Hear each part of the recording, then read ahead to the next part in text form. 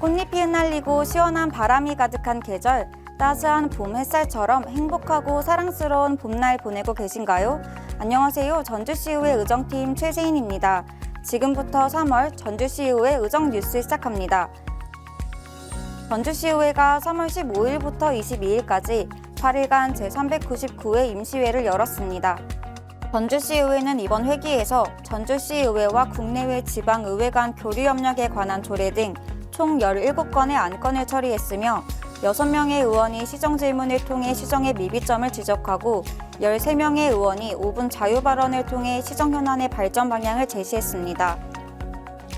15일 열린 1차 본회의에서는 박형배 의원이 대표 발의한 일제일 강제동원 피해자에 대한 일본의 사죄와 전범기업의 직접배상 이행 촉구 결의안을 채택하여 일제강점기 강제동원 피해자에 대한 일본의 사죄와 전범기업의 직접배상 이행을 위한 외교적 노력을 촉구했으며 22일 4차 본회의에서는 송영진 의원이 대표 발의한 신동진벽 공공비축 및 매입 제한 및 보급종 공급 중단 계획 철회 촉구 결의안을 채택해 정부의 신동진벽 공공비축 및 매입 제한 및 보급종 공급 중단 계획 철회와 합리적 대안 모색을 촉구했습니다.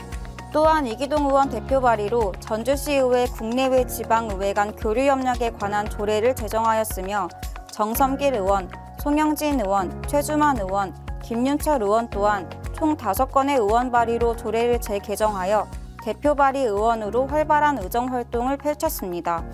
행정위원회는 3월 21일 전주교육지원청과 전주미래 역량 강화를 위한 교육기반 조성 간담회를 가졌습니다. 이날 간담회에서는 2023년 전주 교육환경계획 비전을 공유하고 지역민과 함께하는 교육 공동체 구축 등 교육환경 변화에 대응하는 교육협력사업의 추진 방향에 대해 논의하였습니다. 정섬길 위원장은 교육 복지 확대 및 학생 돌봄 서비스 등 전주교육의 지속가능한 발전에 대해 소통하는 의미 있는 시간이었다며 행정위원회가 지역교육에 대한 지속적인 관심으로 교육 여건 개선에 협력해 나가겠다고 말했습니다. 복지환경위원회는 3월 20일 지역아동 보육시설을 방문해 현장 행정을 펼쳤습니다. 제399회 임시회 회기 중 조례심사 등 위원회 활동 후 호성보육원과 전주영화원을 찾아 운영 현황을 살피고 현장의 목소리를 청취하였습니다. 전주영화원은 0에서 6세의 미취학 아동, 호성보육원은 18세 미만의 아동을 보육하는 전주 지역의 대표적 보육시설입니다. 이남숙 위원장은 아동에 대한 관심은 곧 우리 지역 미래에 대한 관심이라며 아이들이 한 명의 어른으로 잘 성장할 수 있도록 세심히 살피는 복지환경위원회가 되겠다고 말했습니다.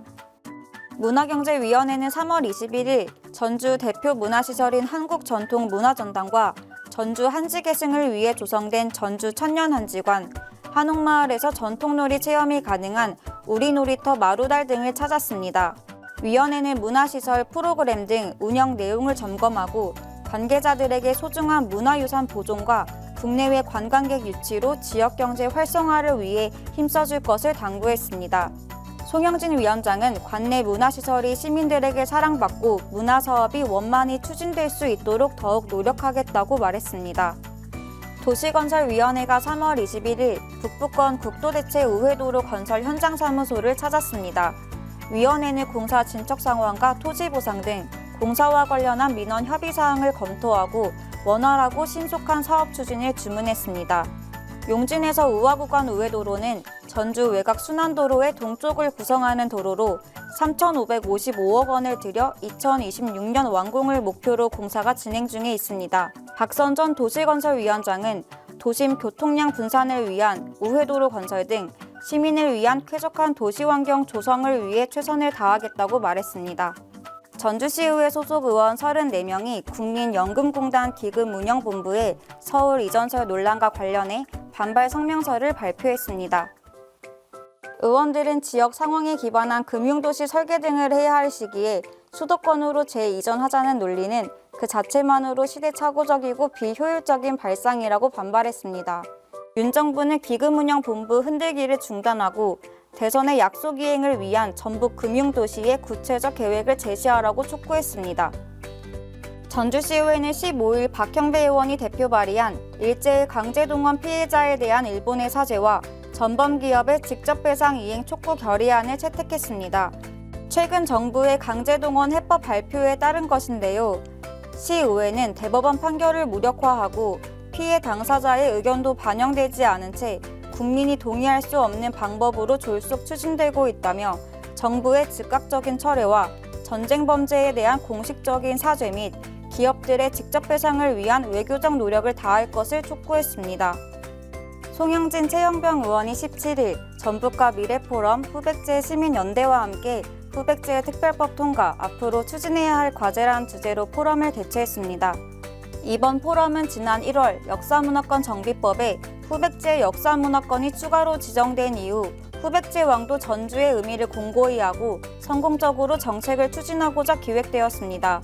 이번 포럼이 후백제 역사 정비를 위한 기초를 세우는 소중한 시간이라며 후백제 도읍이자 조선 왕조 발상지인 전주의 위상 제고를 위해 더욱 노력하겠다고 말했습니다.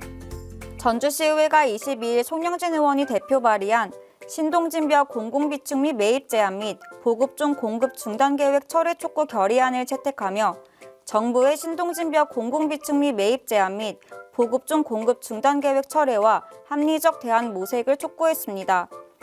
이날 결의안 채택은 지난 1월 정부가 신동진벽을 2024년부터 공공비축 및 매입 제한 품종에 추가하고 2025년부터 보급종 공급을 중단키로 발표한 데에 따른 것입니다. 결의안은 대통령실과 국회, 국무총리실, 농림축산식품부에 전달할 예정입니다. 전주시의회 최명철, 김원주, 최영병, 한승우, 최서연 의원이 안산 행복마을 관리소의 우수 사례를 공유하기 위해 안산시를 방문했습니다.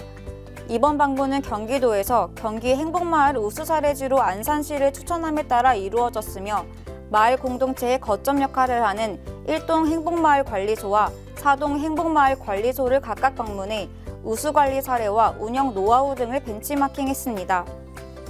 이상으로 3월 전주시의회 의정 뉴스를 마치겠습니다. 행복한 봄날 되세요. 감사합니다.